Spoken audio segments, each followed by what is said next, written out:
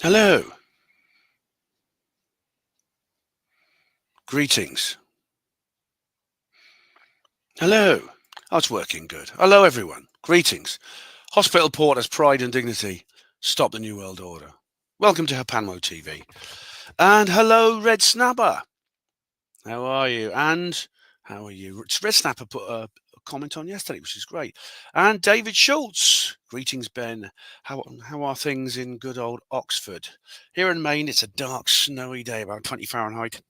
Hope everything is fine in your neck of the woods. Oh, well, David, it would be better if you could send us some of that snow. Whoa, how are you? And hello, Red Snapper. Hello, how are you? Rhiannon, how are you? And David Splendid Isolation. Simon Tucker.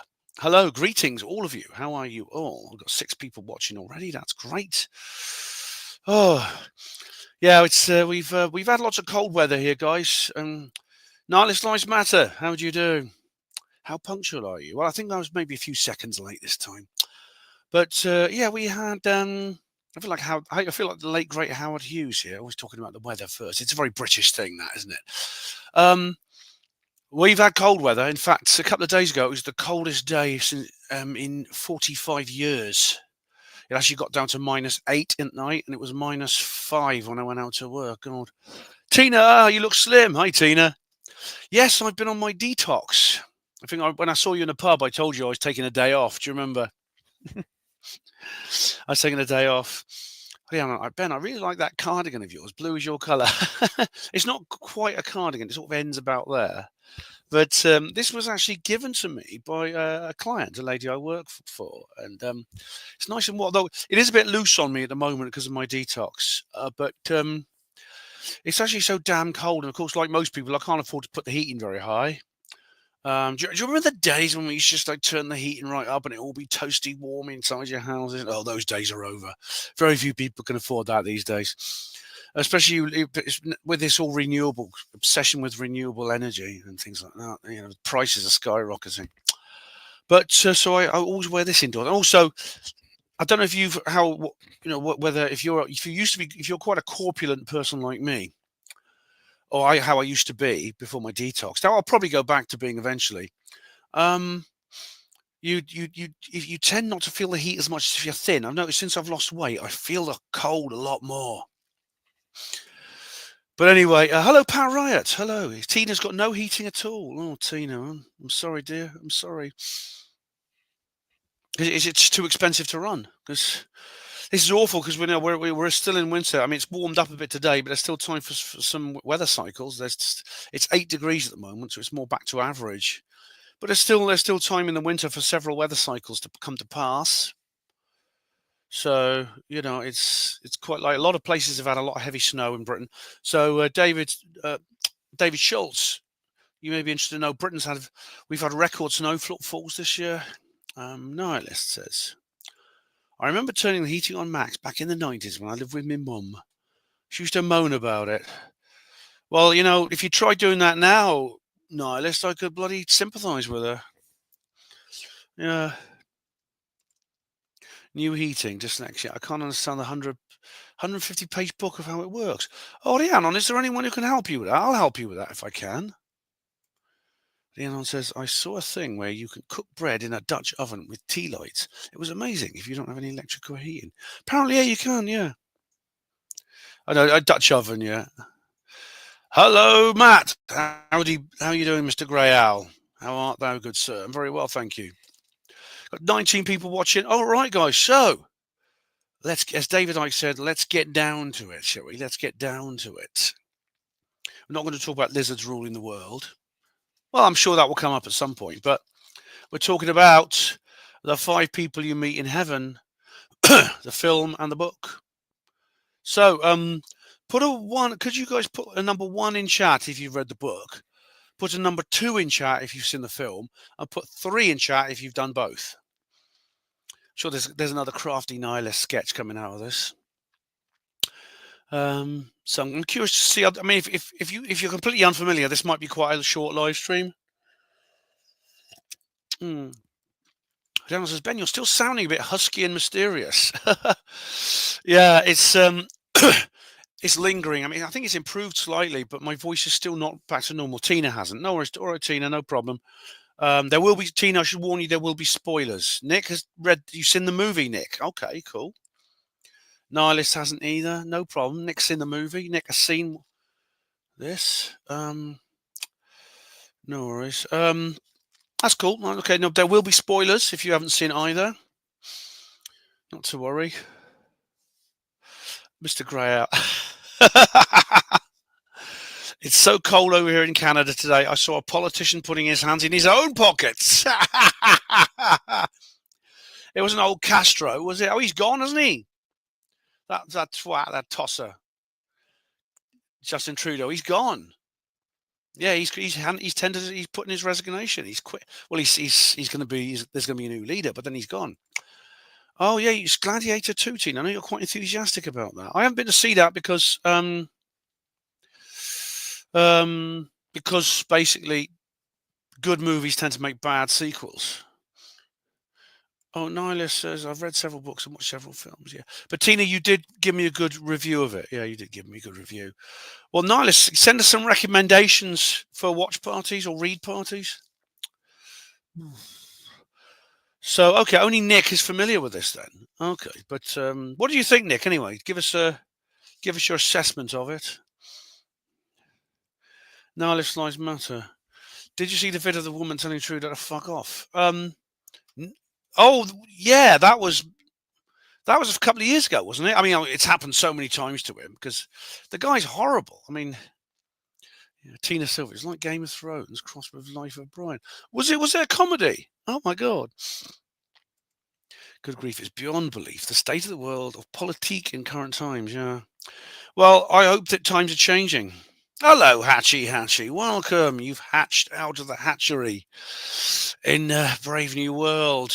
Are you an alpha? I hope so. Right. Observer. Hello, Observer. How do you do? Welcome. Nice one, Observer. Welcome. Okay, Observer and Hatchy. Have you put a 1 in chat if you've read the book, 2 if you've seen the film, and 3 if you've done both? Nihilist Lives Matter. What kind of recommendations are you looking for? Anything Panmo-esque, anything woo-woo. Hopefully something I've already read, so I don't have to go through it all again. All right. Okay, so neither. Okay, no problem. Well, what we're going to do is there will be spoilers. I'm going to go through a couple of points, and Nick in particular, I'd like his feedback on this because he has watched the movie. First of all, I should point out I'm using the same background as I used in the review, and this is because I thought it's particularly good. As you know, Nick, this is Tala grabbing Eddie's hands in that amazing scene at the start. Yeah. So, where do I start with this? Well, firstly, there's some review comments I could go through. I'll go through them again. I'll go through them again when I do the reply to comments. But I thought I'd go through them now as well, just so we could go through these now. Okay. Okay, so any questions or comments? Hello, DJ B2. How would you do? Nick says, it was really good. I watched it with my wife. We both thought it was very good. Would like to read the sequel now. Yes, there is a sequel. I'll talk about that. Hello, DJ. Tina's the woman sewing the spacesuits. Yes, NASA has a woman with an old singer, an old-fashioned, those black singer sewing machines doing the spacesuits, which were very useful. I'm sure it was useful for the astronauts when they were in low Earth orbit. Hatchie, don't know the movie, Ben. I don't watch TV days. What's it about? Well, you have to watch the review, I think, Hatchie, to get that. I can't go through that now, but watch the review if you don't want spoilers. Hello, Johnny Fettler. Sweeps, hello. Cliff High wouldn't have a look at that book. Not WOW enough, and I don't read books meant for Gen Z. All right, okay. Well, Sweeps, it's actually, I thought it was pretty good. It may not be to your taste, but it is pretty good. It's pretty good. But there will be spoilers in this, but we'll go through some of the comments reviews. Obviously, I'll cover these again in the reply to comments. video as well. But Green Tea says, I never received notice of your previous video about this book. I'll have to go back and watch. Yes, that's annoying. I actually contacted Sweeps by email just to remind him because he doesn't get notices either. Hatchie says, bloody hell, Ben, how long has KBS been deceased? And we're all here going to know where. Right. Kev died on the 2nd of January. What year was it? Sorry, Kev. What year? It was, I think, 2021, was it? Oh, when was it? I'm just going to look up when Kev Baker passed away. 2022. It was 2022. He died in January 2022, 3 years ago. It was the 2nd of January, I know that. Yes, Harry Hatchie says, I'm a straight male, been married 3 times, lol. Well, I'm thinking of doing a video about Dr. Stephen Greer. So, Hatchie, be warned. You may, by the time you've watched a bit of old Greer, you may not be straight after that because, a chap like Greer can just turn a guy's head. Okay, Tessa111. Isn't it time for hope and sentimentality? Seems movies left it all behind for horror and gore. I much prefer Serenade with Mario Lanza, based on a book, but much was added. Some movies take time to tell a story, and humans need sentimentality to share life struggles. Right, Tessa, I agree, actually. I'm, as an empath, I quite like this sort of thing, because one of the criticisms of the film, not the book, but the film, was that it's overly sentimental. It's too long, because it's 2 hours, 33 minutes. It's actually a 2-part TV movie. But I think, as you said, it takes time to tell a story. And, there was a time when the average novel was like as thick as Evans Land. I mean, Evans Land, 370,000 words, my first novel, was considered very long. I don't think I'd have got a commercial publisher to take it on if I hadn't self-published. But that was the average. Look at like Bleak House and Oliver Twist. The average novels from the Victorian era, they were really long like that. And yeah, I mean, movies these days you don't get much in the world in emotional material. I mean, except maybe in America you do, but certainly outside America, certainly not. Serenade with Mario Lanza. I don't know. Mario Lanza was a famous singer. You remember that Peter Jackson film, Heavenly Creatures? That was good. If you've not seen that, about those two girls who murder their mother. That was good. They were into Mario Lanza, yeah. And some movies take time to tell, Tessa, yes. Orange says, please do not give birth to an alien, Ben. Right. I will try not to, unless I fall too much for Stephen Greer's charms. You know what it's like. Okay, someone says, Rhiannon, the Barry Norman of Woo Woo. Is that me? Yeah. Leave my rights alone. How do you do? I promise I will. Oh, the main character in Gladiator 2 reminded me of Trump. Oh, right. Oh, cool. Maybe he was. I mean, they do have... Rhiannon says, I have no interest in gothic romantic novels of the 1970s, but I just brought a job lot because I really like the artwork on the covers. Oh, well, that could be. They say you shouldn't judge a book by its cover, but you can still admire the cover. Okay, so I will, of course, return to those reply to comments in the comments live stream. But I don't think the movie was too long. It wasn't slow paced. The book actually is very concise. The book is the opposite. The book is it's actually a very concise book. If anything, it could have been about twice as long, I think. It's very faithful to this movie. Basically, the movie is essentially, it's almost like 2001, where Arthur C. Clarke and Stanley Kubrick wrote the story together.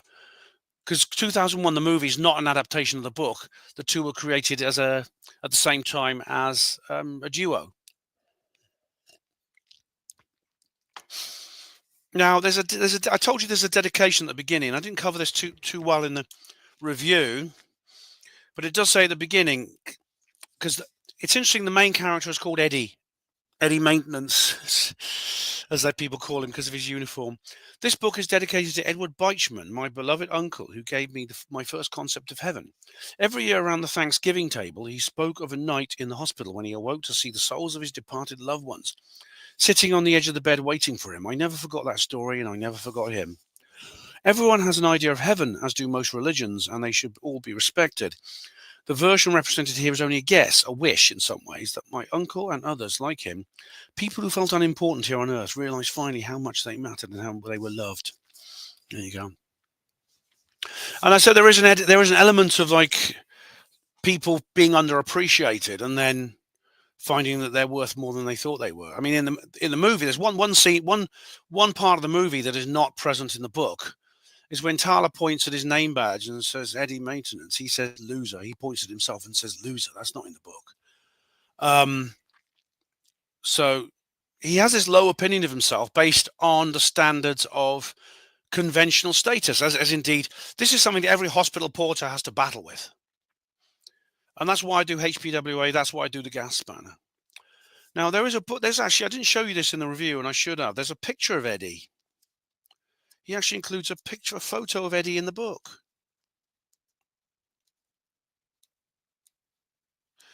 Here we go. Where is it? There's a photo. That's Eddie. That's Uncle Eddie. See him? There he is. There's Uncle Eddie. The fact that his uncle and the character have the same name, I think, is significant because this had some influence on Mitch Albom. Right. No more comments? No. Okay. No, I've had no new comments. Cool.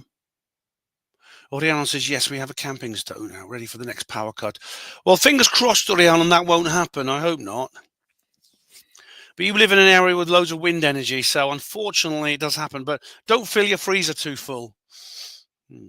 Rick Horton, hello to you. I've met more than 5 people.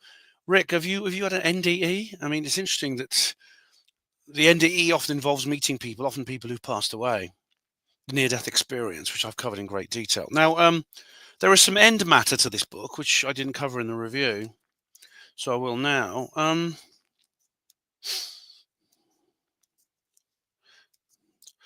Okay.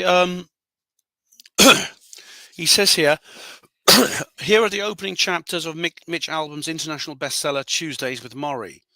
Mitch Albom hadn't seen Maury Schwartz, his college professor, for many years, but he rediscovered his mentor in the final months of the older man's life. Their rekindled relationship turned into one final class, Lessons on How to Live. Tuesdays with Maury is a magical chronicle of their time together. An old man, a young man, and life's great lesson. Yeah, what I've done is I didn't read the book. I mean, I've got a pile of books to read, literally up to my shoulder, and I want to get through them. Some of them I don't think I'll ever read all of them. I don't think I ever will. Most of the books on my shelf over there is like about 100 I haven't read. I don't think I'll ever read all of them, but I want to read as many as I can. So what I did was I watched the movie Tuesdays with Maury. It is a film. It's a film. It's on YouTube. Here it is on Tuesdays with Maury TV 1999.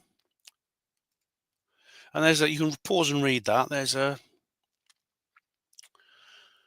Okay, this is basically Mitch is this, at the time in the 90s, he was this high-level sports journalist.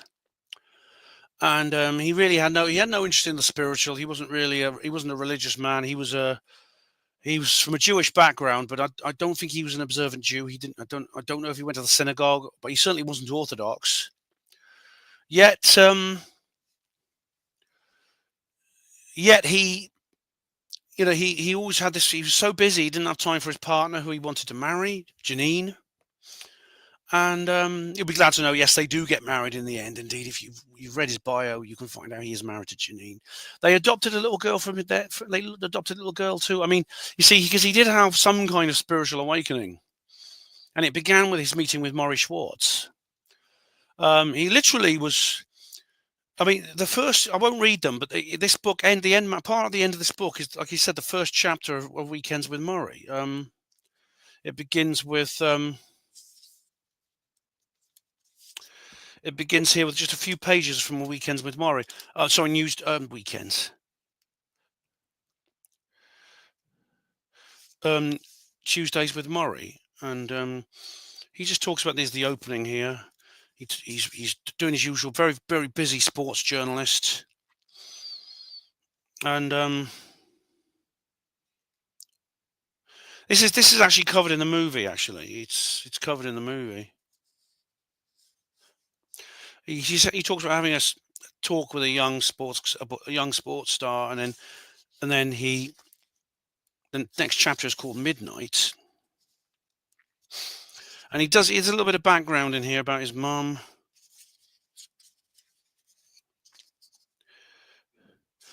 And then he's there we go.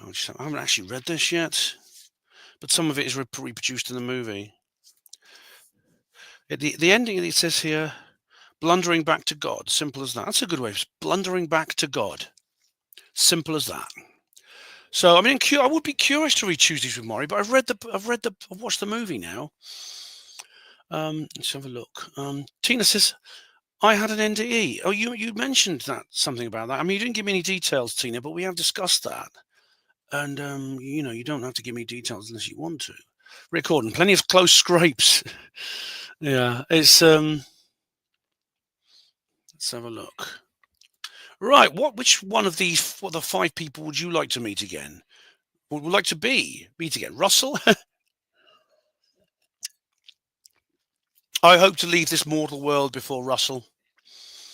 Seeing he's made out of plastic and filled with hot air, I probably will.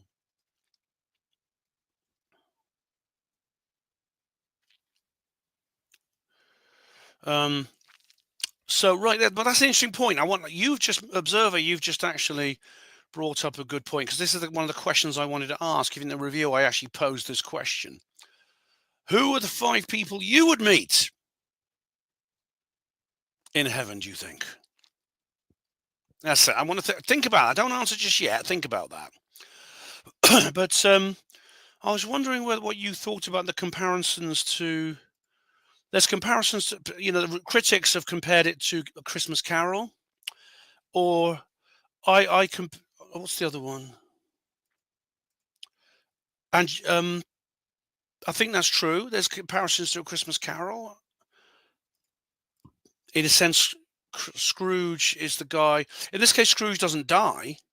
I mean, the ghost of Christmas is yet to come points to his grave and says, "You will die, and people will be happy when you die." But the question is, it is like Christmas Carol in that respect, because the 5 people he meets, the spirits he meets, are they play that kind of role, the same role the 3 ghosts in Scrooge's nighttime adventure play. I think that's true. DJ says, are the 5 people the 5 archetypes, or is it more personally based? I don't know. I mean, that's a good point. I mean, people are always making comparisons between various literary features, and various types of esoteric lore. I mean, it depends if there's a number of them. For example, the 7 books in the Chronicles of Narnia are sometimes thought to represent the 7 planets in the astrological systems, planets in astrology. Of course, there are more than there are 9 planets altogether. I won't forget Pluto, and so there are actually millions of planets altogether if you include all the little ones. But there are 7 planets in astrology, and it's often thought that the 5 books in the Chronicles of Narnia. If Claire Ray Randall's not here, unfortunately, but Cosmic Claire, but she's an expert on that series of books, and I'm a big fan of them. I grew up as a child reading them over and over again. Grey Owl says, I remember watching a movie or 2 back in uni to cram for the odd final exam that I hadn't got through all the books for. No, I won't tell anyone if you don't, Grey Owl. I'm sure they won't strip you of your degree now, I'm sure. Tina says here, we are energy, having an experience in a flesh suit. We return to the universe. Yeah, I agree. Yeah, I think so. Yeah, I agree. As you know, I'm very interested in that sort of thing. But the comparison to the Christmas Carol is good. But I also compare it to Jacob's Ladder, although the tone is very different. I mean, I would say, you could show this film to your whole family. There is some violence in it. I mean, there's the wartime scenes. Obviously, obviously the girl he kills with a flamethrower, that's violent. Although Tala, the scars in the movie, you could see burn marks on her body. These are the burns which killed her, of course, which were inflicted by Eddie. But in the book, it's far more graphic. He describes parts of her face are missing. Her scalp is completely devoid of hair and completely scarred. Tina Silver says The Bucket List is a good movie. Oh, really? So now they've made a movie about a list of movies you got to watch.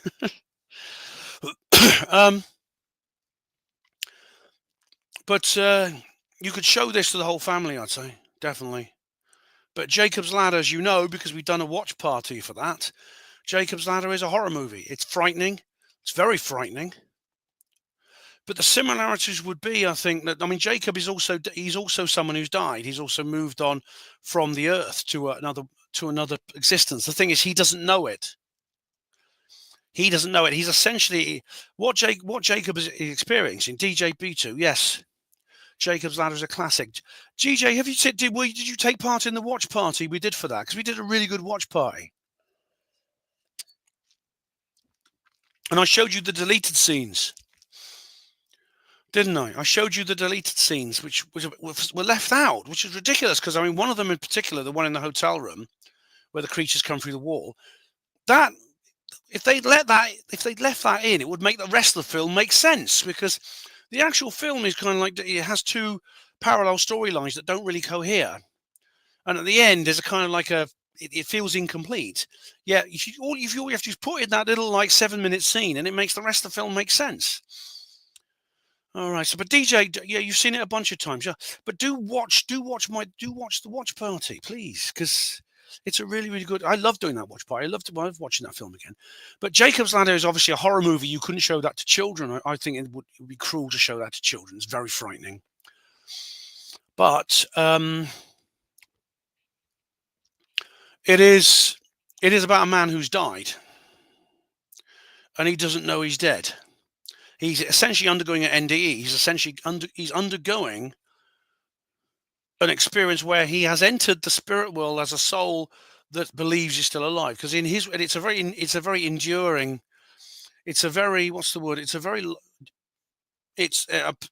it as a very, very long endured kind of like life replay, or not a life replay, near-death experience. He's experiencing a fake world which he believes he's in. As they say to him, you're dead and you don't want to be.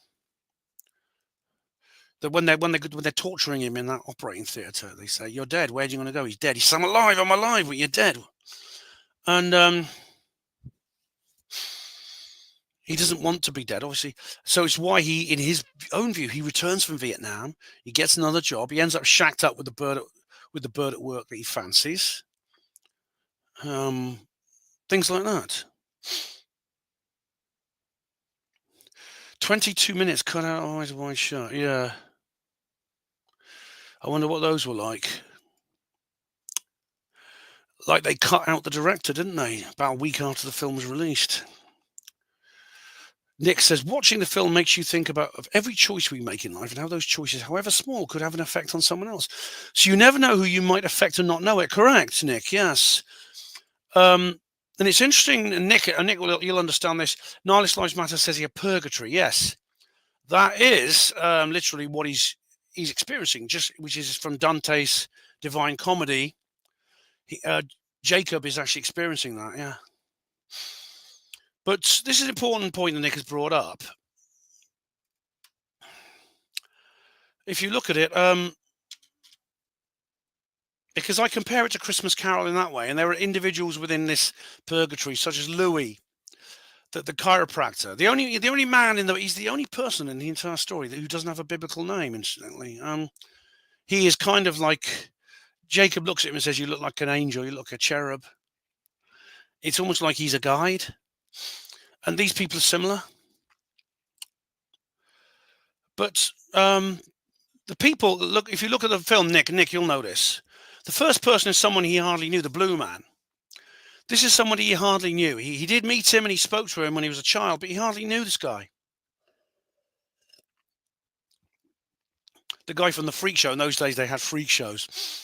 And he kills the Blue Man accidentally. When the Blue Man's like out taking a drive in a car, which he hardly ever does. He doesn't get out much because he's fed up with people pointing and staring. And he without even knowing it, all he does is this car crashes. I mean, it's an old Ford Model A. They don't go very fast, so the impact wouldn't kill him. But then he has a heart attack that does kill him. But he hardly knew this guy. He went to his funeral and sort of like just stood there as a kid. He didn't even remember it. So it could be that person you meet will be somebody you don't expect. The second person he did know, the captain who he's angry at first because the captain ruined his life by shooting him through the knee, crippling him for life. He kneecapped him to save him from being burnt in the house along with Tala. The third person is someone completely unknown to him. It's Ruby, for whom the pier is named, and he didn't even know that the pier was named for Ruby. By the time he went to work there, Ruby had left. Her and her husband it was after the big fire, and her and her husband had moved out. They went off somewhere else. He does meet Ruby. Well, she's in the cubicle next to his dad's, but he never knows Ruby. He just met her. We didn't meet her. He just passed her. Their paths crossed on one occasion in the hospital. It's only the fourth person he actually knows really well, which is his wife. It's his wife. What's her name? Marguerite. Marguerite, his wife.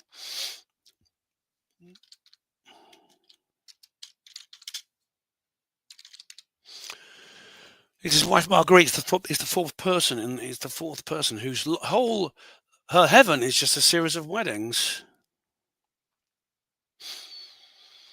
But he met her at Ruby Pier, yeah. And the fifth person is someone, obviously Tala. Somebody he saw her briefly. But he just sees her burning to death in the house that he's just torched. He does try to save her, doesn't he? He tries to save her. Okay, Tina says, sweeps. Anyone familiar with the NDE great movie Consciousness Beyond Death with Pim Van Lommel? Yeah, it's a documentary. I think I've seen it, Sweeps. But Pim Van Lommel's work is really good.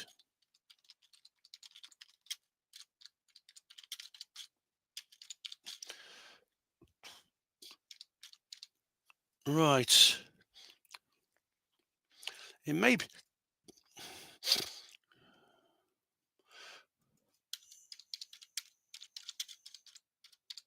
Pim Van Lommel was it's Consciousness Beyond Death. It's called Consciousness Near-Death Experiences. Consciousness and the Near-Death Experience. Yeah, I think you might have got the title slightly wrong, but yeah, Consciousness Beyond. What's this?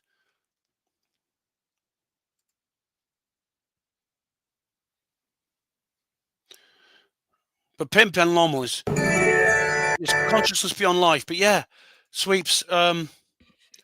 He was very, very good. Pim Van Lommel. Yeah, his work is really amazing. The problem is his experiment couldn't possibly have worked, and the same with Sampania, who repeated it here in Britain. The thing is, the experiment, it was a really good idea. You stick something on top of the lights above in the operating theatre, and then if someone's out of body, they'll see it. Or you put an object on a shelf somewhere and they'll see if they spot it. The thing is, I could have told them this because I was a hospital porter for 23 years.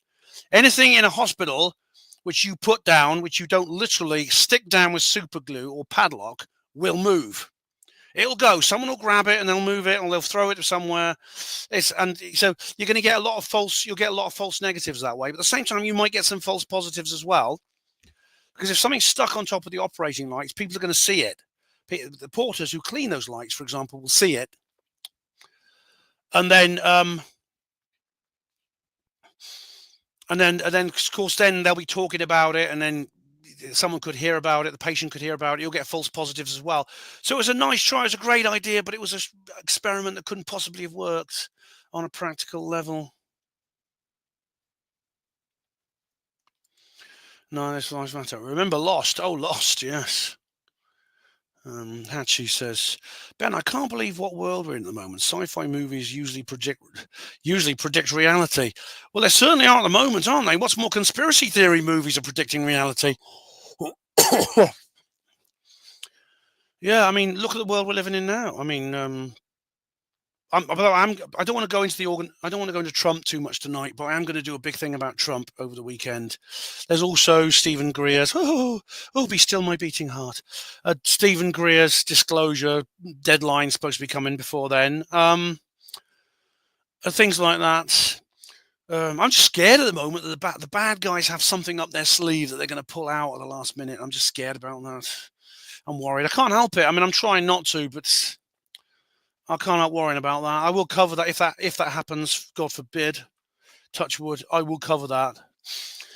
But I do believe in. I mean, I know that the good guys are going to win in the end, but I want them to start winning now. I want the good guys to start winning now. I want to see it happen now. Nick, did you ever have any experiences while working in hospital that you would class as paranormal or evidence of life after death? No, but if you want ghost stories, they're all over the place. There's loads of them. Right, yes. Nala says, they say you could put a nurse with 2 unbreakable ball bearings in an empty locked room for 5 minutes. And at the end, one would be broke, the other lost.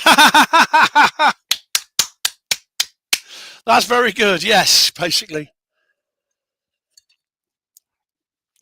Tina, grit is so overrated. Do not blaspheme against the Messiah, Tina. Do not speak ill of that gorgeous hunk of beefy man cake. Oh, gosh, shut up, Ben. Stop it. Ben, you are straight. You fancy women. You are not gay. You are not gay.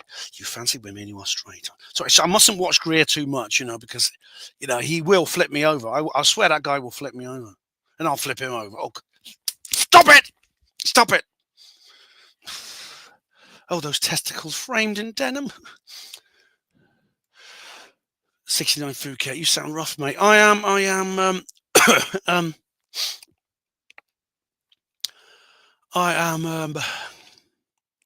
I've still got this hoarse voice. It's a bit better now. Red Snapper has asked a question I don't want to show because I'm superstitious about this.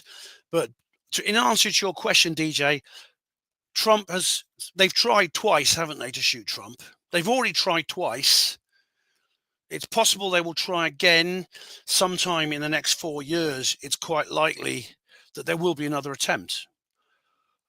So, Red Snapper, the answer is, I hope not. But let's face it, there's 4 more. He's got 4 years now of having to watch his back, and everywhere he goes, he knows that there are people who want to do it. Red Snapper, there are so many people out there who want to do it. It's not like the Lee Harvey Oswalds and the people involved in the conspiracy. It's the average nutcases and loony lefty lovies who are just driven into a frenzy. And then all the Secret Service then has to do is sort of like look the other way like that at the right time to allow. This is what they did with Thomas Crooks. Basically, Thomas Crooks isn't part of any conspiracy. He's just some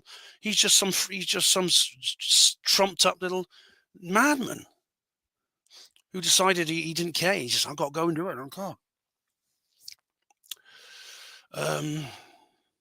So the answer is, I don't know, but I like everyone, I'm praying every day for his safety. And I think people are going to be praying for his safety every day for the next 4 years, basically. And he's putting himself out there. I mean, at the end of the day, I mean, this backlash against the deep state is not dependent on one man, especially a man of his age. Nothing is dependent on one man. But I feel, like many people, I feel an affinity for him as a person. I care about him just because of who he is. I don't see him as a means to an end. He is a person who has put himself out there against everything and shown an enormous amount of compassion, enormous amount of courage, enormous amount of diligence and sense of duty and patriotism.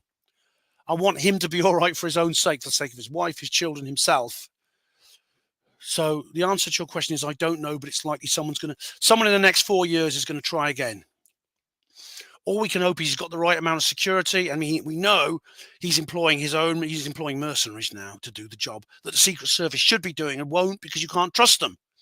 because his Trump's security detail was organized by the Biden administration. Talk about a shark coming along and saying, "I'd like to apply for the job of lifeguard at this swimming pool." Yeah. DJP. Yeah, Tina Greer is saying disclosure for January the 20th. Yes, well, he's got 5 more days. So, yeah.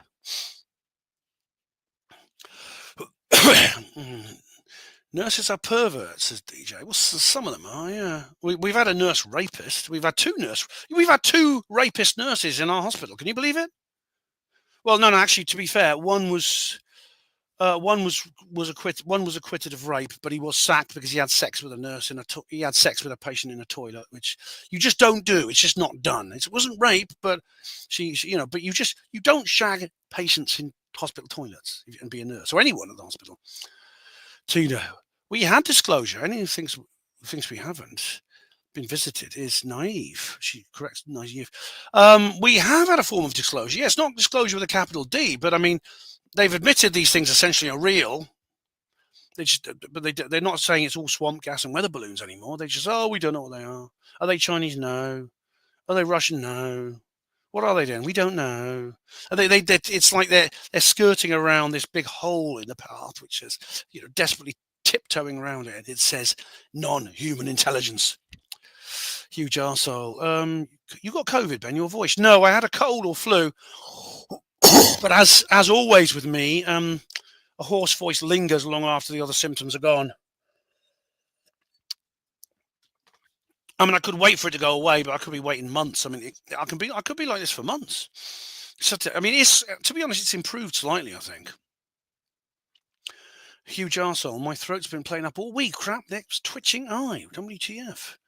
Oh dear, whatever it is, I hope you get over it soon, mate. Observer, could an alien come out of somebody's bottom? Depends what you've been eating.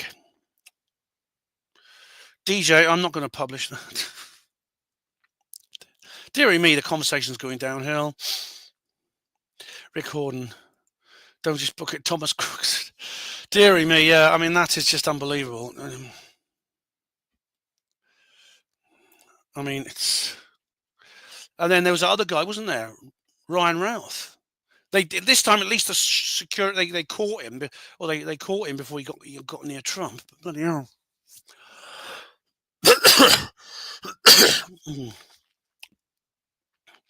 Tina Silver says Trump is like the guy in Apocalypse Now, Colonel Kilgore. Yeah, yes, Duval's character. Yeah, Charles Duval. Yeah, whatever his name is. What's his name? Duval. Yeah.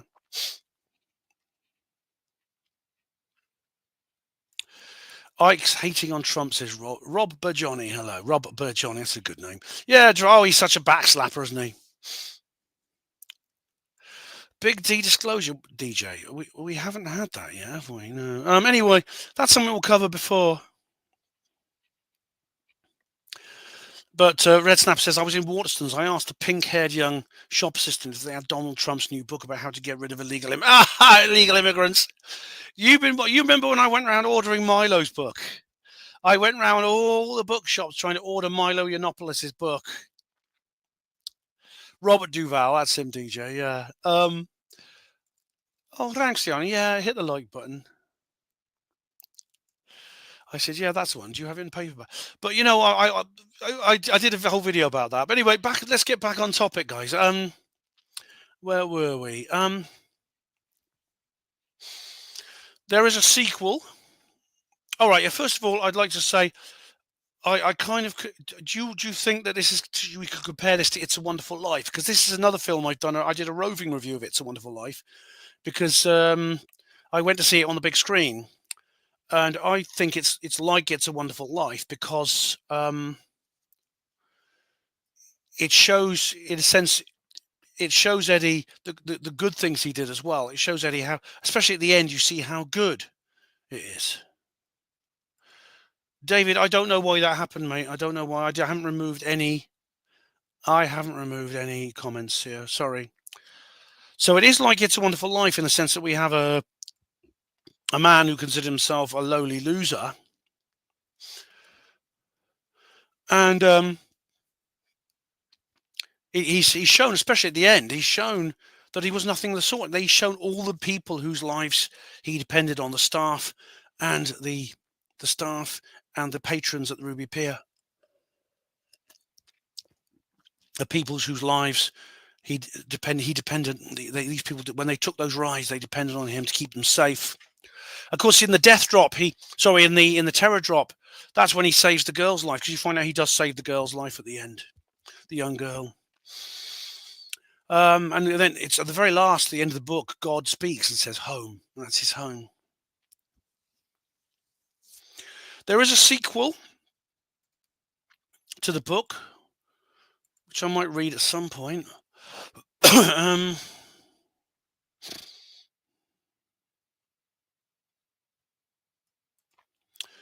It's called, where is it? Here we go.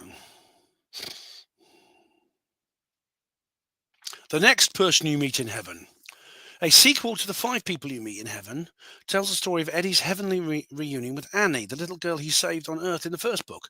The story strongly emphasizes how lives and losses intersect, and that not only does every life matter, but that every ending is also a new beginning. The book debuted at the top of the New York Times bestseller list. Oh, good. He's written a book called Finding Chica. Now, when he became spiritual, he did what a lot of spiritual people do. He became a philanthropist, and he set up an orphanage in Haiti, which took in a lot of the children who'd lost their parents in the earthquake. And one of them was a girl called Chica, who he and his wife Janine adopted.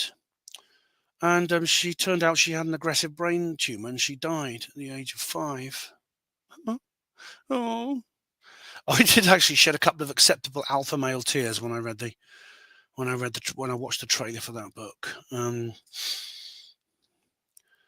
He's written a book called The First Phone Call from Heaven, which looks interesting. Is that anything to do with phone calls from the dead? ITC. Yeah. Now, who are the 5 people I would meet in heaven?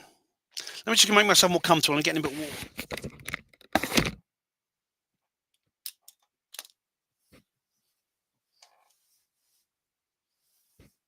That's better.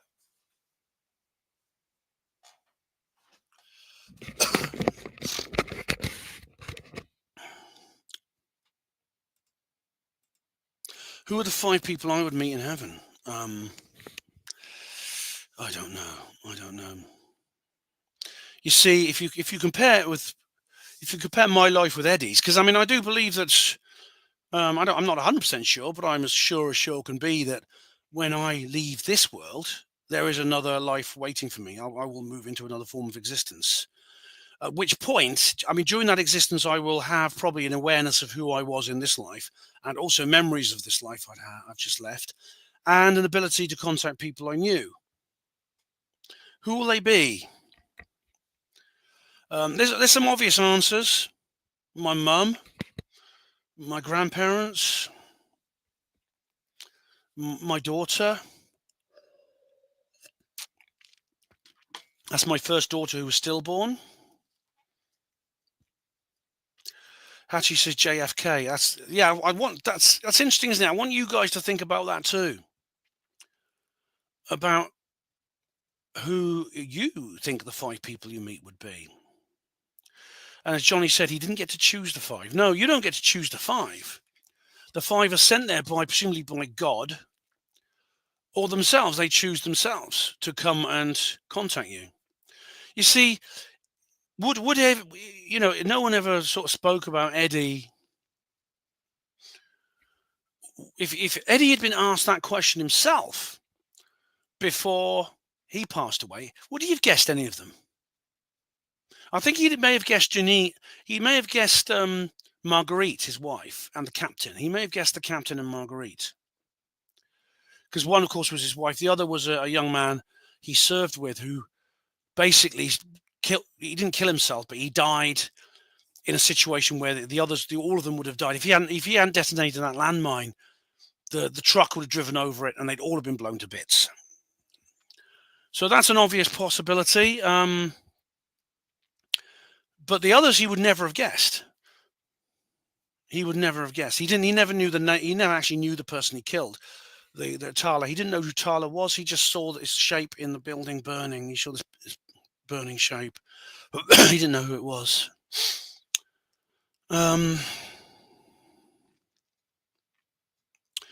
So who would it be? I mean, the Blue Man. He would never have guessed the Blue Man because he hardly knew the Blue Man. He didn't, even though he knew he died and went to his funeral. He didn't know that the Blue Man. He'd killed the Blue Man. He didn't know he was responsible for the death of the Blue Man. And Ruby, I mean, Ruby, he didn't even know why Ruby Pier was called Ruby Pier. He found out that the founder of Ruby Pier, who created the fairground, had named it after his wife.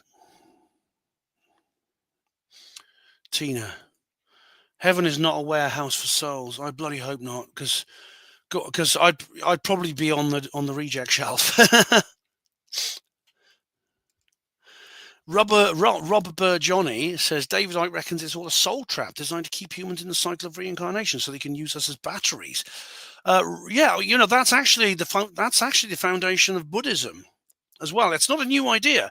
David didn't come up with that. It's a very ancient idea from India called samsara, a recurring illusion which you only through the practice of Buddhism can you escape, according to the Buddhists. DJ said, I did have an NDE. Time slowed down. I said, oh shit, as the car flipped. Funny enough, it does, doesn't it? When things are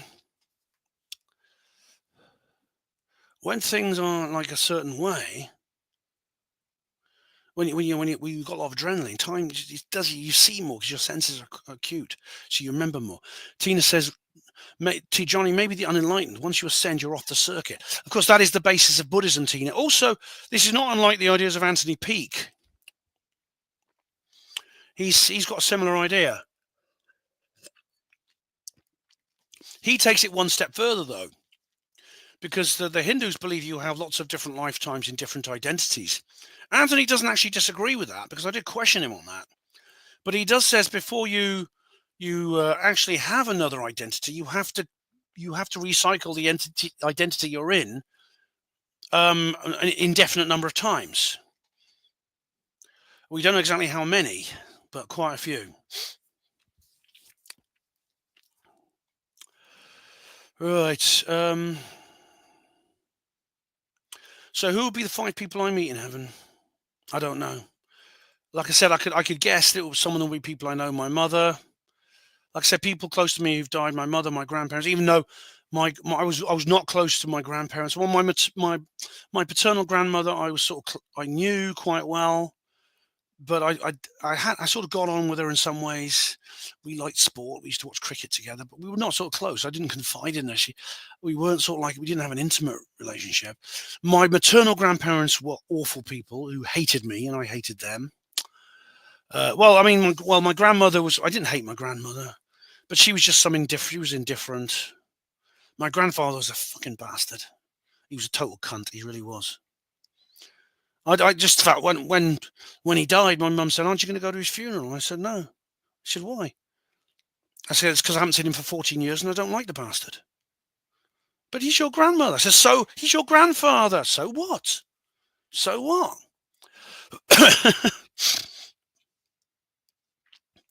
Nick, I think one of your 5 will be an ET. Well, you never know. It doesn't have, there's no rules. I mean, Eddie experienced, all the people Eddie were people who he did interact with. They were apart from Ruby, all of them were people he'd interacted with in some way. You're not. Oh, right. Mine were the same, Ben. Fuck 'em, Victorian mentality scum. Yeah. And I say my mother might be one of them. Because obviously she was my mum, but she after I was about 10 years old, she turned against me very, very radically. And by the time she died, she was very, very hostile indeed towards me.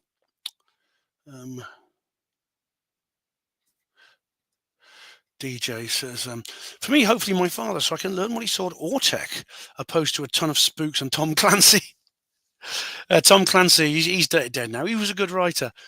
But yeah, Orchak is in the Bahamas. It's like a U.S. Navy training area where ships will like play cat and mouse to learn how to fight at sea. And apparently it's a UFO hotspot, DJ, from what I've heard. Yeah. I was 16. I think you lived in a Buddhist community, was on rota, toilet cleaning, waxing the floor. Work makes three, yes. Arbeit macht frei. I'm sure Michael Shrimpton would love that. Observer, surely one of the five would be an attractive woman. Yeah, I mean, Ruby in the film is in Burstins. She's as hot as chestnuts. But in the film, she's described as someone very old, but she's younger in the film.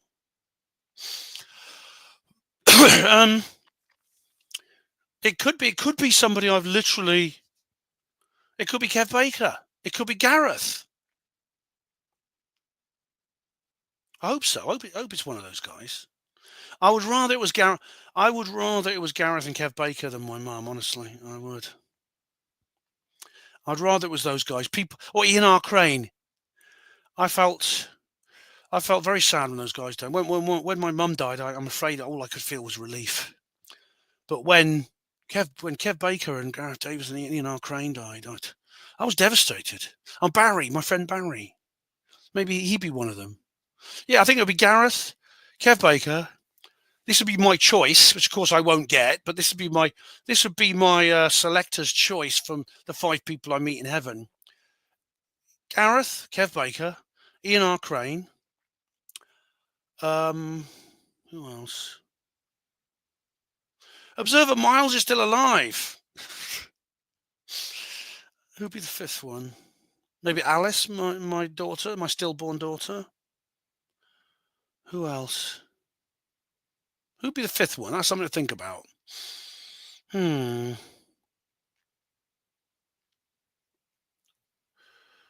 Tony Buckingham. He's just died. He was great, he was. I didn't know him that well, but I liked him.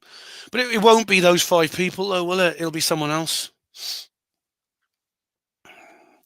Miles is alive and well, Observer.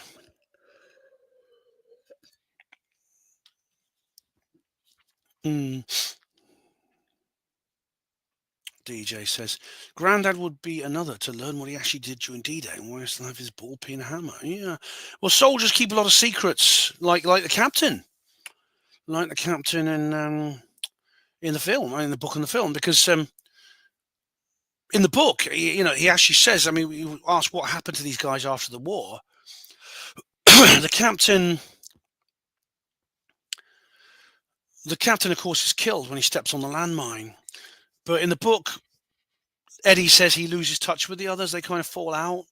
After the war, they can't really readjust to their previous lives, and they find they're not the same people.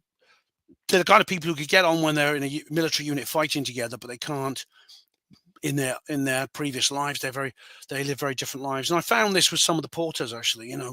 There's some porters that I have a different relationship now than I did when we were together. Rhiannon, I will be there, Ben. Oh, Rhiannon, don't go before I do. Oh.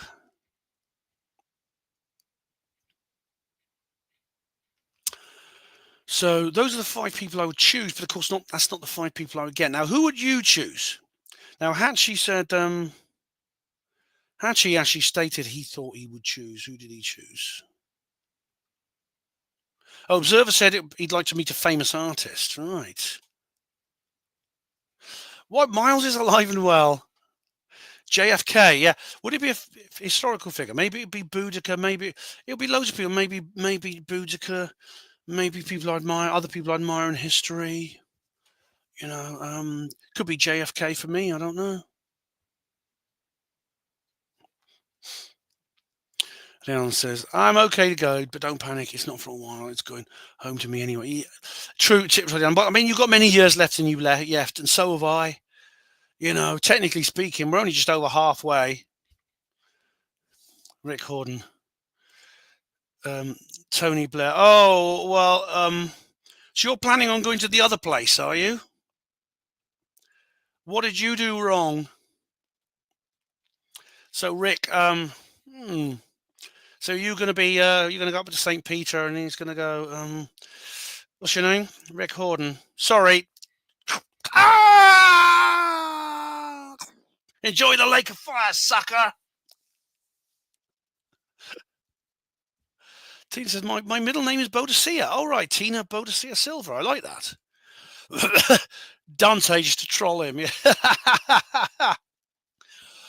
I wonder if it's like what he says because his book. I mean, I've not read the original. I read like a transcription, a modern transcription of it. It's not that long. You can read it in like a few hours.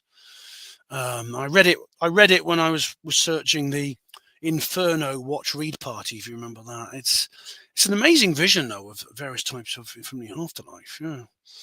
Maybe it'll be the poet Virgil. It'll be because this was the one person he met in heaven who was his kind of like guide. 69 Fugit. Naked female queens riding a horse. Them were the days. Yes, I'll know I'm in heaven if I ever see that. You can still work in heaven. I've consulted mediums who know everything about my situation and upcoming events. Yeah. Yeah. According to some mediums, Robert Anton Wilson. I wouldn't mind if it was him. He could be one of the 5. Robert Anton Wilson is writing a new book right now. Up there. Yes. So anyway, apart from Rick Horden, who's going downstairs, he's going to pass through all the layers of purgatory right to where Satan is chewing on the head of Judas Iscariot. That's the only way Tony Blair would be one of your 5. Apart from the others, what do you think? Hello, Dennis Carr. How are you? Nick, it has to be somebody who needs to give you a message or reveal something about your life. That's right, Nick. If you remember every single of this 5-part story, because essentially it's a 5-part story, all of them have a message. All of them have a message for Eddie. And again, Eddie, I mean, I do think this is very much a personal thing for Mitch, because Mitch, the author, named the character after his own uncle. So it could be he even imagines him looking like that. Maybe that's how Mitch imagines the character looking. He does look a bit like John Voight, the John Voight, who's still alive actually. John Voight, I was checking, he's still alive.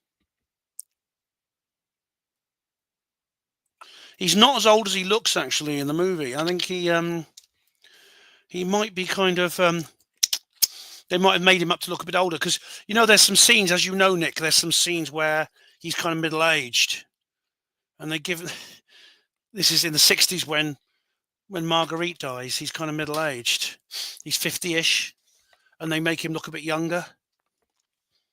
So obviously every single one of those people has a message. The Blue Man, it's that even tiny things affect people. With the Captain, it's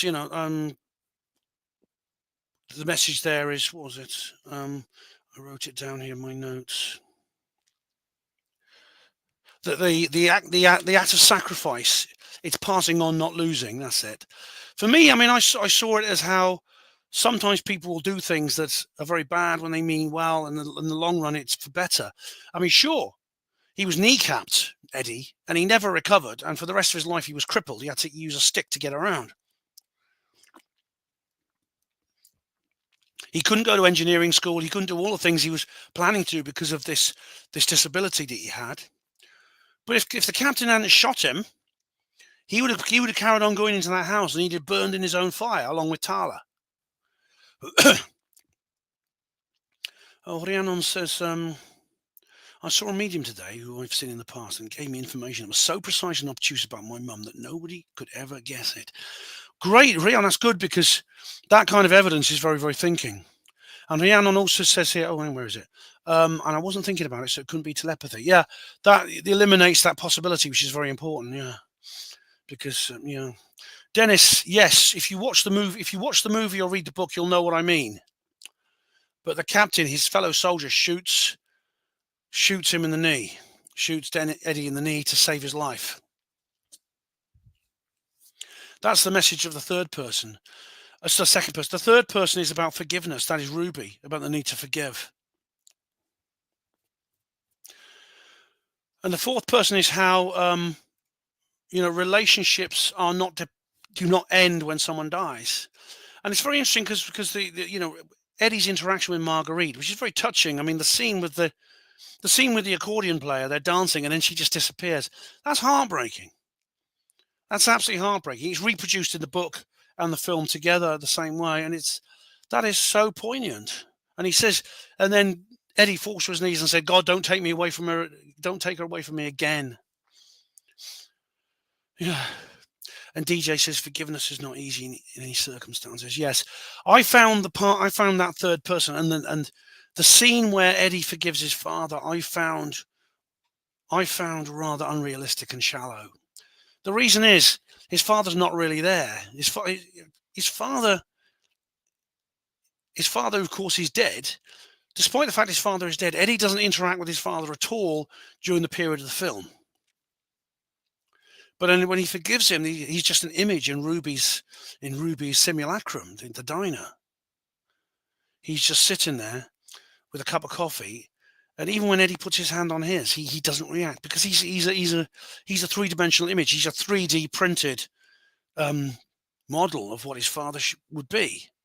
And so when Eddie says, "I forgive you," it's fixed. I forgive you. His father never apologized.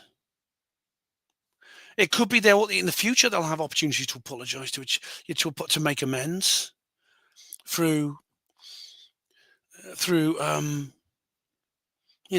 maybe another lifetime together, or meeting in heaven, or going through purgatory together, or something like that.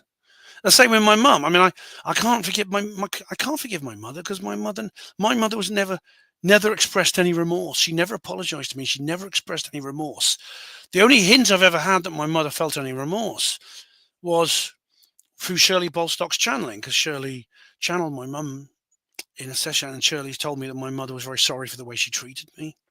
And she may well have felt like that in lifetime. She never actually apologized ever, but she occasionally sort of like backtracked on some of the things she'd said and done to me, as to within the scope, within the limitations of her ego, which didn't allow her ego wouldn't allow her to apologize. But she did backtrack on a couple of things, and I think maybe she did feel remorse.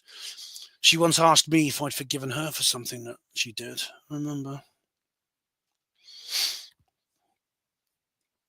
Robert Johnny, we're all just maggot feed when dead. Our bodies are, yes. Our bodies are, but our bodies are not who we are. Robert Johnny. I've got to be careful how I say that. Yes. Don't worry, Dennis. Don't worry about being late, mate. Don't worry about being late. That's fine. You could drop in and drop out whenever you feel like it. But I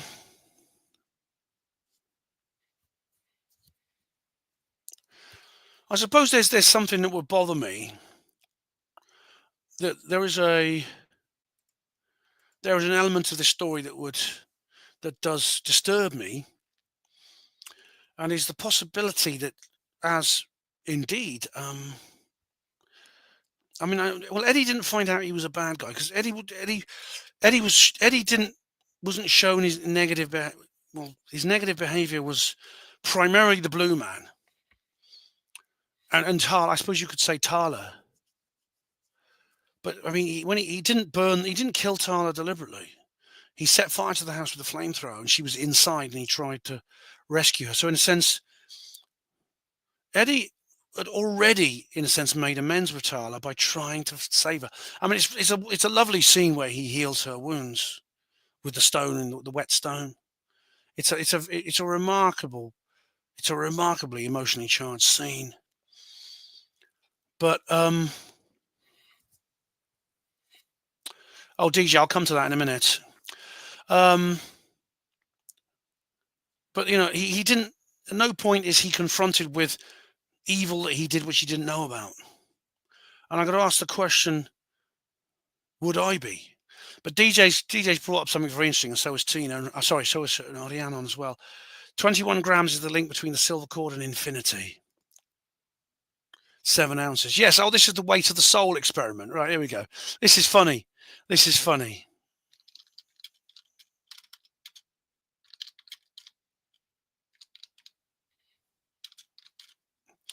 Right, this is fun. This is. The 21 grams experiment.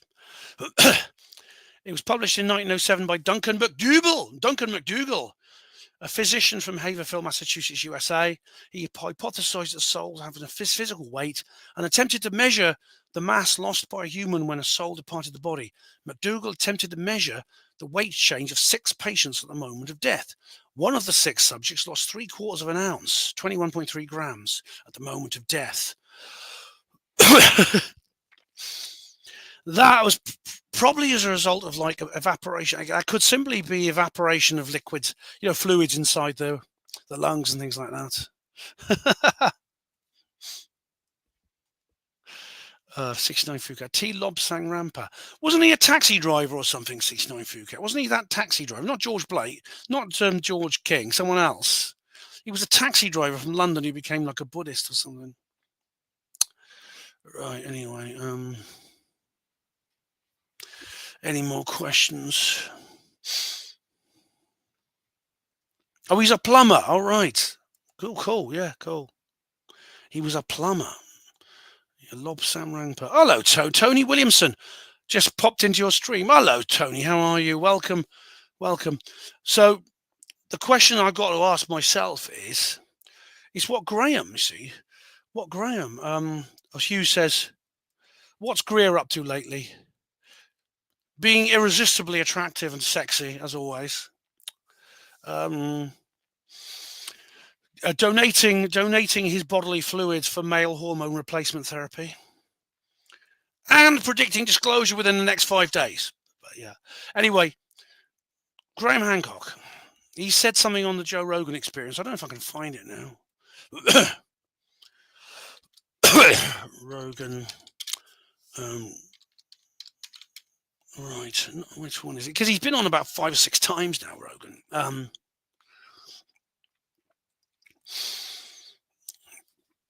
Where is it? This is from years ago. There was one. And I'll never find it because it was like it's a 3-hour interview. But I'll never forget what he said. He said, I've always, when I took ayahuasca, he said, I went to take this ayahuasca and I didn't realize at the time, I mean, I had a drug addiction. I was abusing cannabis and I had this drug addiction and this had made me very difficult to live with. And it made me a very bad-tempered, unpleasant, spiteful person. And he said, my marriage was suffering, my relationship with my children was suffering. And when I faced the spirit of ayahuasca, it was like a trial. And he said, because he'd always believed that he was the good guy. He'd always had this idea that whenever he got into arguments with his family, that he was the good guy. He'd edited his own memory. And I suppose maybe we all do this. This is what I'm worried about. He'd edited his own perception of these arguments to make him believe that he was the good guy. And then the spirit of ayahuasca showed him that he was not the good guy. He was the bad guy. And that if he continued where he was going, he would destroy himself. He was on a path to self-destruction. And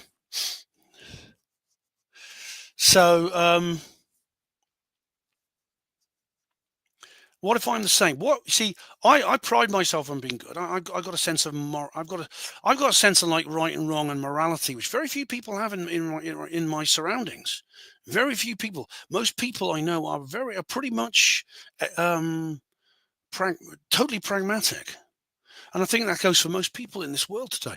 I'm totally pragmatic and have no real sense of right or wrong. They'll do what they need to do to get what they want, and I could give you numerous examples of that, including people who've done me a lot of harm. And I've always prided myself on being. I've always admired moral courage, and I've always tried to be someone who is a morally courageous person. And there's times when I have achieved that. However, what if in the times when I've had conflicts with other people, what if I'm not the good guy? What if on my deathbed and I meet these 5 people, I find that out? That scares me. What if I've edited my own memory, my own experience, the way Graham Hancock did, to make myself believe I was the good guy? Maybe because I mean, I was a bastard to my mother when I was a little kid. I could be like a sarcastic little shit. And I did apologise. I actually did, and to my brother, I had arguments with my brother where I know I was a scumbag. I actually did apologise to my brother in real time for this reason, because when this idea first occurred to me, I thought, look, I went to Danny and I said, I'm sorry for all these times I picked on you when I was a kid. And he said, but you're not killing yourself, are you? And I said, you got a terminal disease? And I said, no, I just thought I should say that. He said, okay. So, and he did the same to me, because I mean, he could be a bastard to me as well. And I mean, I've been sarcastic and spiteful to my mum when I was a teenager. I mean, to be honest, this was a reaction to the abuse I suffered, at the emotional and physical abuse I was suffering. But still, it still makes me think. Let's go for your comments. What if I'm not the good guy? Stephen, what's Greer up to lately? Oh, I just said that. Yeah, disclosure. Someone asked Jermaine or Stephen. Oh. Jermaine or Stephen. Oh, not Jermaine Greer. She's an old lady now. She's just, well, she's kind of like, she's part of the turf movement now, Greer. Jermaine Greer, you know. One dreads to think what sort of disclosure Ben is looking for from Stephen Greer. Oh, I need a cold shower. Those testicles framed in denim. Oh God, Ben, you're straight. You're straight. You fancy women? Stop it. Stop it. Stop it. All right.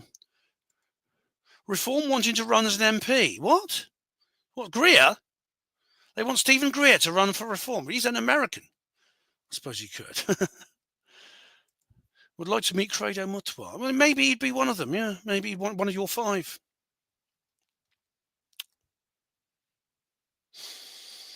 Right, where are we now?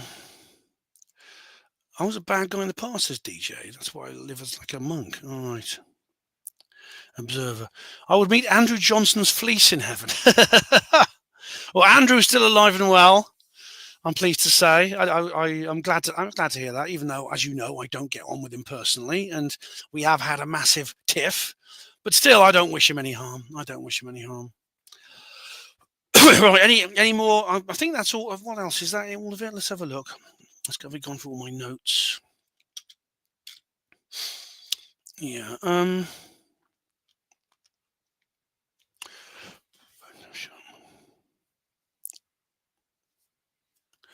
That's it. Yeah, that's all I've got in my notes. I've covered everything else in the review. All it remains to say is, like, as Calaneat at the Findhorn community said, I'll be passing this on to someone else, and indeed the movie too. I will pass those on to other people. I'll put them in charity shops probably, but I'll never forget that. Yeah.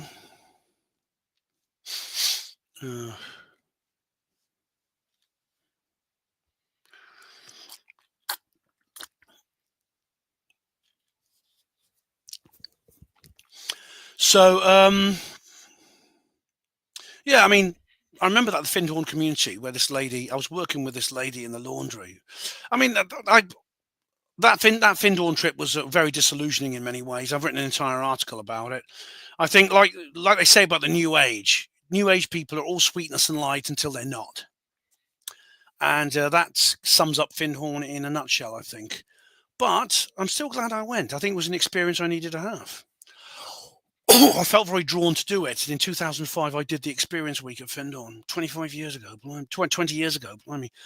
And so I met, despite the fact, like I said, there were some that were, were pseudo-spiritual.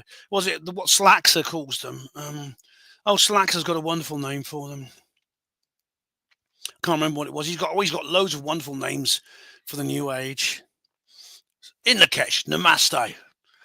Snap after tedious snap after tedious snap. Hugh. Is Richard D. Hall still in court? No, I think he's planning an appeal against his ruling, but yeah, he's not in court, no. That's all over now. Fuka, yeah, God, I miss him. He did upload the other day. He's uploaded.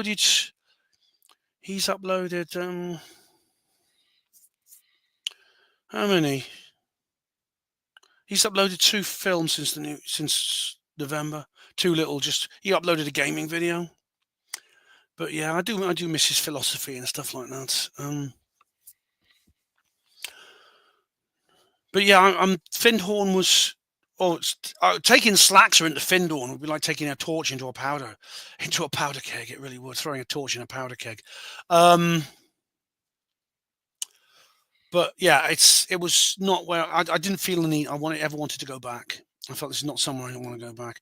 But I met some good people, and this lady, her name was Kalanit, which is an unusual name. She gave me not this copy. It was another copy of the book, an earlier edition. She said. But I said, I've got a rule. I said, when I picked up this book, the person who gave me this book says, when you've read it, pass it on to someone else. And she says, I'm giving this to you now, Ben. And when you finish reading it, could you pass it on to someone else? Which I did. By the time I got to Glasgow on the journey home, I'd read it. Because like I said, it's not a long book. You could read this in a couple of hours, actually. And I left it in a doctor's waiting room.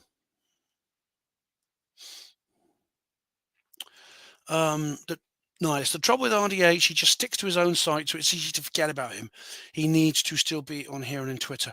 Richard is he's very much a loner. He's very isolated, and this is very much a self-imposed isolation because he's such a bloody backslapper. Basically, he feels a lot of contempt for most other people in the truth movement. It's got to be said. Andrew Johnson is the same. He is a very extreme backslapper. So that's the path he's chosen. But this does not mean that people. I mean, for example, when he went to court, I mean, the number of people who supported him and stuck by him, and including myself, people who went there to cheer him on. I mean, I know he was very, very appreciative of that. And maybe that's taught him a lesson. Maybe that's taught him, we're not all wide-eyed believers in psyops, and we're not all duped by shells and all these other things that he thinks we all are, which Andrew Johnson still thinks we all are. Maybe he realizes now. Maybe he realizes that now. Maybe that's taught him a lesson. I hope so.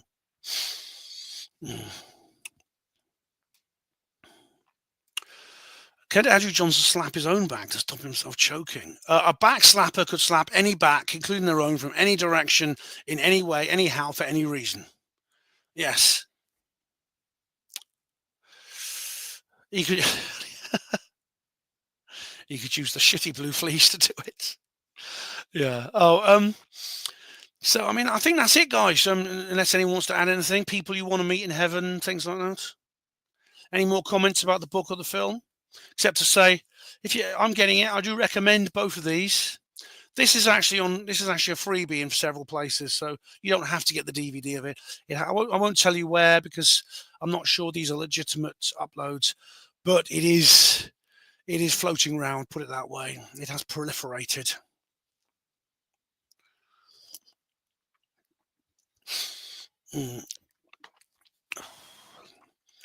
Rihanna, I'm going to risk it and do the bit. Oh, has Michael not done it? Tell Michael to go and do it. Text me to let me know you're all right afterwards. Jake Yorkman, hello, Jake. How are you? Hope you're feeling better. Jake, I am a lot better now, you'll be glad to know. Pay no attention to my voice. My voice is hoarse, and it will be probably for some time to come. It's slightly better, but it's always the last thing to get better. I'd like to meet Linda Lusardi in heaven. Yes, I do. I mean, I don't I don't believe we all turn into these kind of celibate monks and nuns in heaven.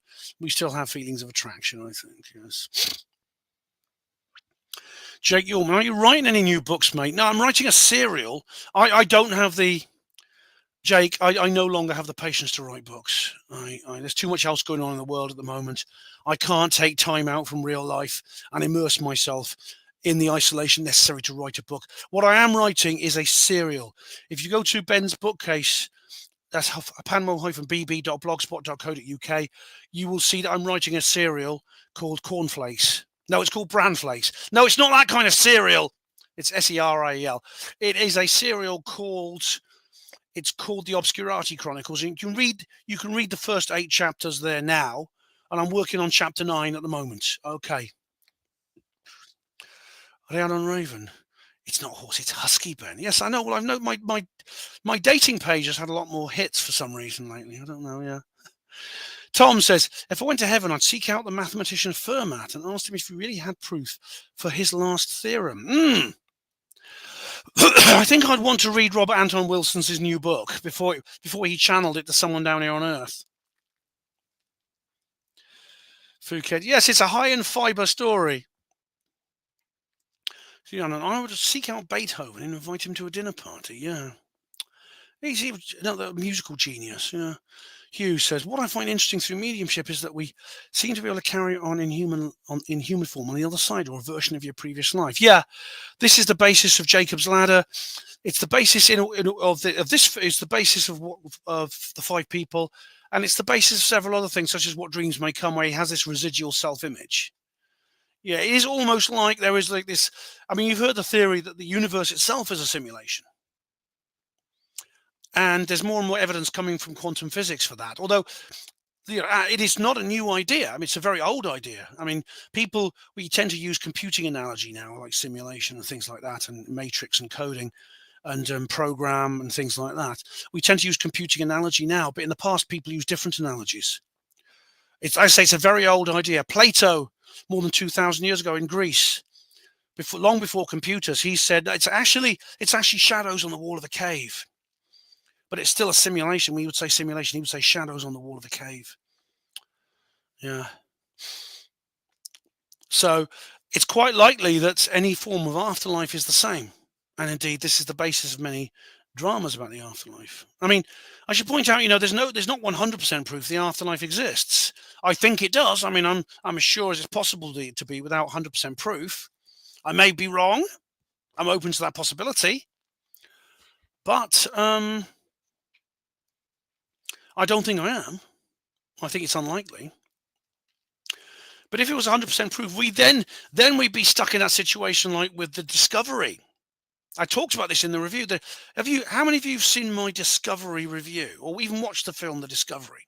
Because it is really, really good. If you've not seen it, man, it's a fascinating idea. Yes, good, Johnny. Yeah, Johnny. It is literally like this mad scientist, Thomas Harbour, this mad scientist living on his little island fortress. He's really, really played by Robert Redford. He's really, really good performance. Proves the afterlife exists and all hell breaks loose. Tom said, the next SITPO talk is about whether the universe is a simulation. What's SITPO? Not skeptics in the pub. Are you a SETP member? Do you mean skeptics in the pub? Do you mean, because I've been to Skeptics in the Pub. I'm actually a member of Oxford Skeptics in the Pub.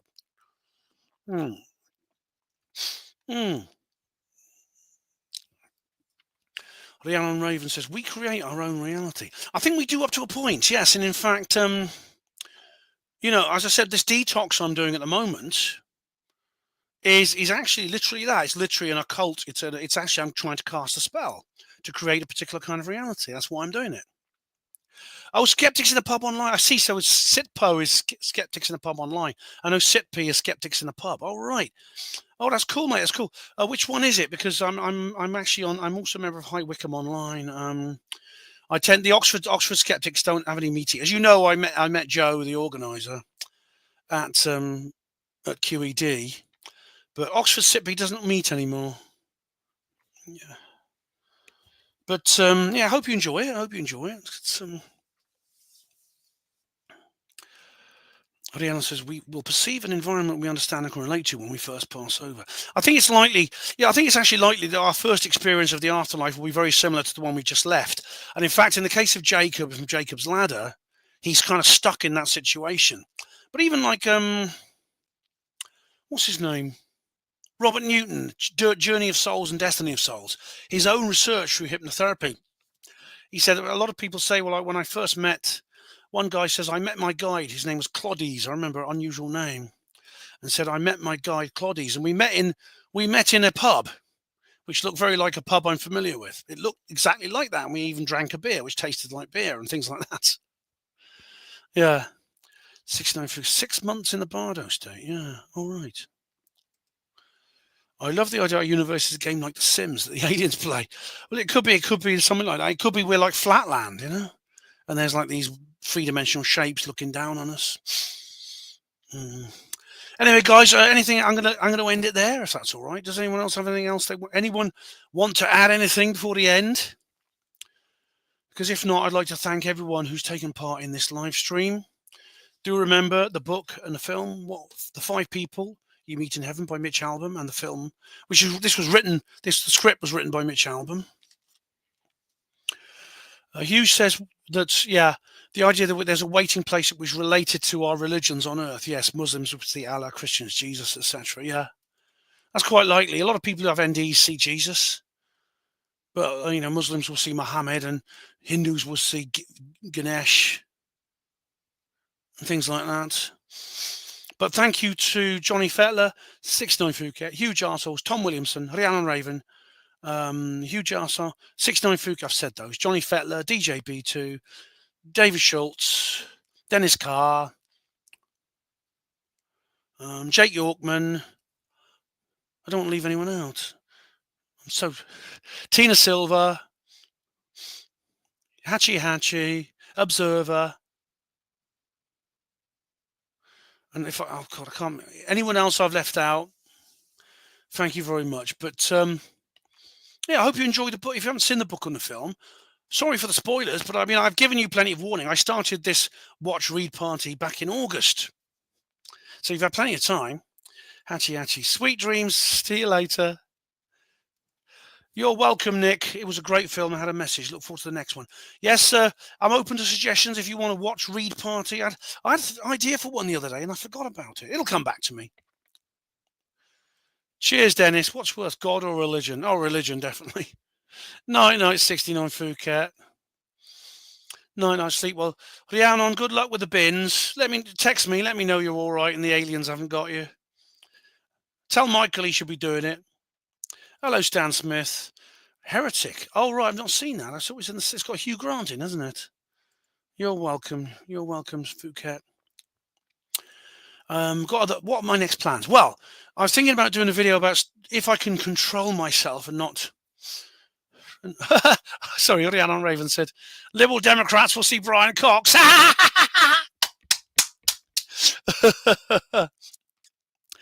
Yeah, if I can control my emotions and not my knees don't tremble too much, I will do a video possibly at the weekend about Greer's disclosure or something to do with Trump. It all depends on what's happening. I'm watching the Trump situation very closely.